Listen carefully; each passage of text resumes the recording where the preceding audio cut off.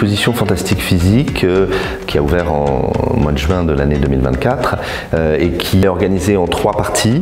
L'optique, les poids et mesures et l'électricité. Et à chaque fois, on met en comparaison, en regard, des objets patrimoniaux, parfois anciens, des documents pédagogiques, que ce soit des affiches, que ce soit des manuels scolaires, que ce soit des cahiers d'élèves, etc. Et puis des photographies. On a un fonds de photographie très important au Munae, environ 400 000 photos. Et on a décidé d'installer dans chacune des salles, dans chacune donc des 3 thématiques, des tables de manipulation pour que les visiteurs, notamment les plus jeunes, mais pas seulement, puissent expérimenter eux-mêmes. Par exemple en faisant tourner un disque de Newton, par exemple en utilisant un électroscope.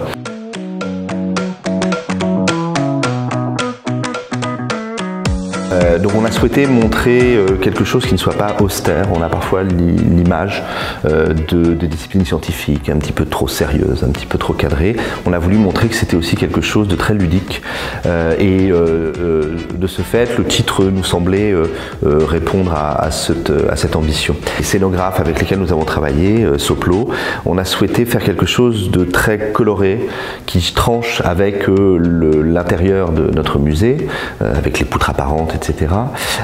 Et puis avec ces objets en métal, en verre, parfois en plastique, un petit peu austère. On a souhaité une exposition qui montre comment l'évolution de la pédagogie a transformé la façon d'appréhender les sciences. Pendant longtemps, l'enseignement scientifique, c'était un enseignement très descendant, c'était le professeur qui expliquait et puis les élèves qui notaient.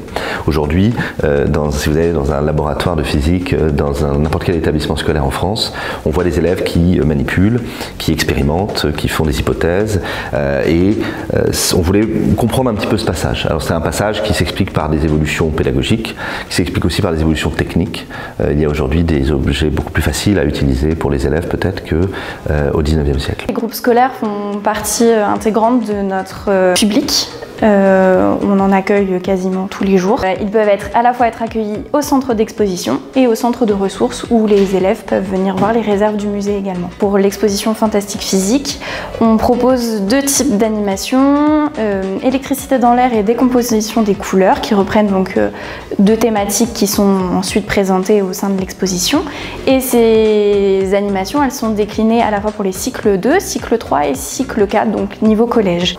Elles consistent à faire des petites expérimentations et ensuite les élèves en fait se mettent dans la peau d'un scientifique, suivent toutes les étapes d'un scientifique et puis repartent généralement avec un petit objet à garder avec eux et un livret d'expérience. À la fin de l'exposition Fantastique Physique en 2026, la prochaine exposition qui est prévue, alors dont le titre n'est pas encore tout à fait fixé, mais sera autour des acquisitions récentes du musée, avec une liste d'œuvres très éclectique, puisqu'on a voulu justement montrer la grande diversité, la grande richesse de nos collections.